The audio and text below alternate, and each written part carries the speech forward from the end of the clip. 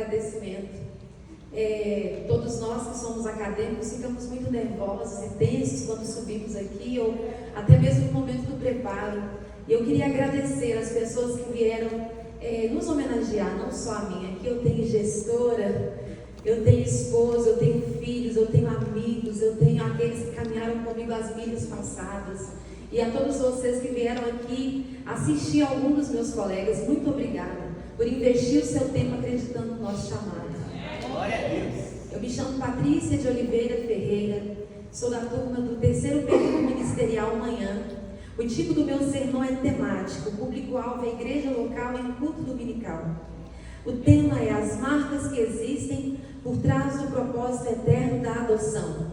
O título é O Amor nos deu legitimidade, filhos adotivos, herdeiros reais. A palavra-chave é marcas.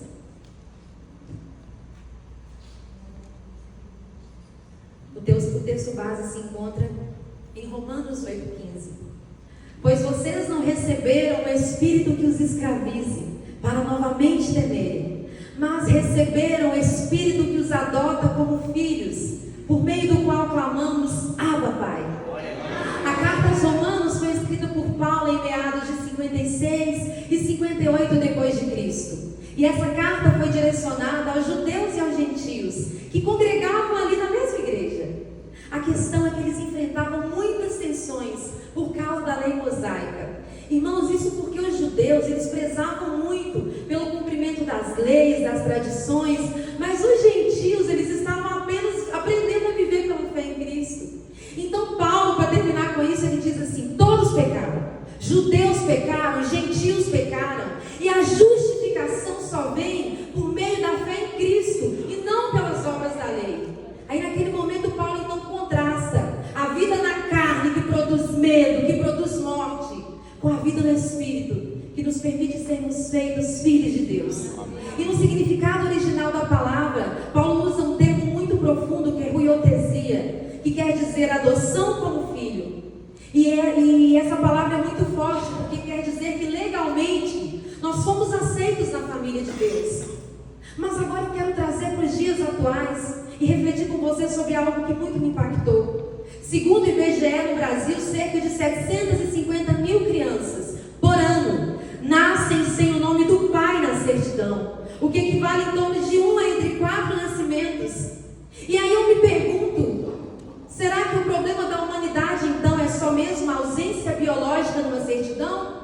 Mas Deus me revela que um dos maiores problemas que a nossa humanidade sofre é a ausência da paternidade espiritual. Por isso eu quero que você repita comigo neste momento: a resposta do céu para a orfandade da terra, A resposta do céu para a orfandade da terra é a adoção. é a adoção. Antes de sermos quem somos, já havia um decreto sobre nós. E a primeira marca fala sobre isso. Nós fomos gerados na terra, mas fomos eleitos no céu. Nenhuma realidade biológica pode anular o plano celestial. O útero foi apenas um instrumento, mas a escolha foi divina. Em Efésios 1:4 a palavra nos diz: porque Deus nos escolheu nele antes da criação do mundo, para sermos santos e irrepreensíveis diante dele. A eternidade que nos escolheu não tem mais poder sobre a nossa identidade do que o útero que nos gerou. Fomos conhecidos antes de sermos formados, fomos aceitos antes de sermos enxergados pelo Pai, fomos amados antes de termos capacidade de amar. Em João 14:18 a palavra nos diz: não os deixarei órfãos, voltarei para vocês. E Deus, ele diz isso em sua palavra porque ele tinha consciência de que um dos maiores problemas da humanidade seria a orfandade espiritual. E talvez você olhe para mim agora e diz: o que eu tenho com isso? Queridos, muitos de nós estamos enxertados no DNA da igreja, muitos de nós estamos nos movendo nos dons, muitos de nós temos ministérios, talvez até mesmo visíveis, mas você ainda diz: Senhor, o pastor,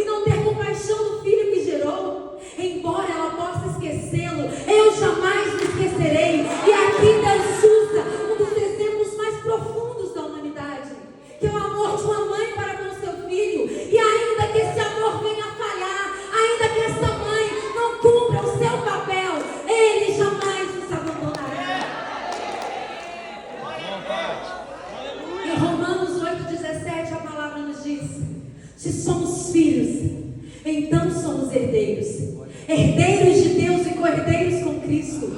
Deus apenas não nos adotou, Deus nos deu nome, Deus nos deu lugar, Deus nos deu herança. Aleluia. Talvez você já tenha experimentado a dor da rejeição, a dor do abandono, promessas que foram feitas e não foram cumpridas. Irmãos, isso não define quem Deus é. Nós fomos adotados por amor e isso basta. E hoje eu e você, quando fechamos os nossos olhos e clamamos Abba, Pai, nós podemos ouvir o céu ecoar em devolutiva a nós dizendo: você é meu, você sempre foi meu, você sempre será meu. E por fim existe um momento histórico que sela para sempre a nossa adoção. Uma troca eterna aconteceu e é nela que está registrada a terceira e última marca. A palavra nos diz, a terceira marca, a hora nona, sela a nossa adoção. Em Mateus 27:46, nós lemos que por volta da hora nona, clamou Jesus em alta voz dizendo: Eli, Eli, lama sabachthani, o que quer dizer? Deus meu, por que me desamparaste? Irmãos, entenda, aquela é a única menção na Bíblia em que Jesus não chama Deus de Pai. Jesus na cruz é como um homem órfão.